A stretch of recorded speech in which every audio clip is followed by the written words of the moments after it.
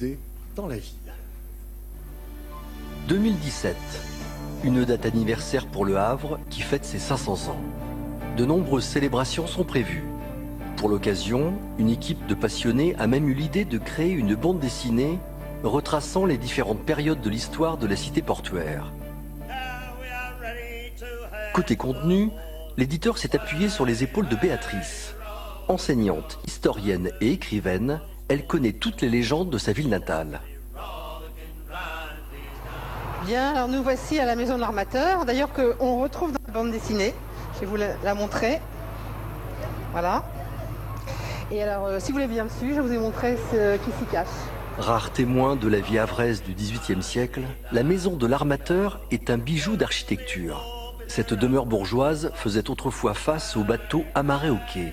Il faut s'imaginer, c'était d'abord le quai de l'île avec les voiliers, hein, la cargaison, il n'y avait pas d'entrepôt encore, donc on mettait la cargaison sur les quais. Là, ce rez-de-chaussée servait à la fois d'entrepôt et d'écurie. Direction maintenant le beffroi qui abrite la cloche des dockers sur le port du Havre. Bonjour Yves, j'ai ton petit carnet de croquis. Ah ouais.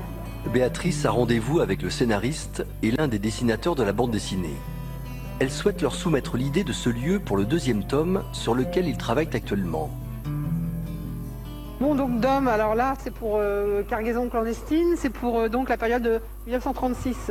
Et donc le scénario se passera un peu plus loin, pas tout à fait ici, on distinguera la cloche des dockers par-dessus les bâtiments. Pour Yves, le dessinateur, le plus compliqué dans cette aventure est de reproduire des bâtiments souvent détruits. Alors face au beffroi intact, il en profite. Si on la voit que en dessin comme ça, une silhouette au-dessus, toi dans la partie documentaire, tu peux forcément... Moi de toute façon, oui, c'est ça, j'en parlais de ces cloches. Les grues, ce sera l'ambiance. Mais ça ressemble à ça, les grues. Oui, c'est exactement. Ouais. C'est des grandes rues, caillards.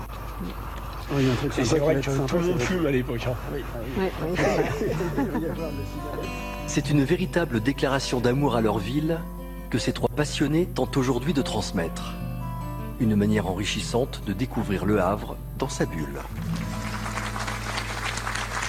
Michel, c'est une manière de découvrir l'histoire qui vous plaît, ça? Oui, j'aime beaucoup.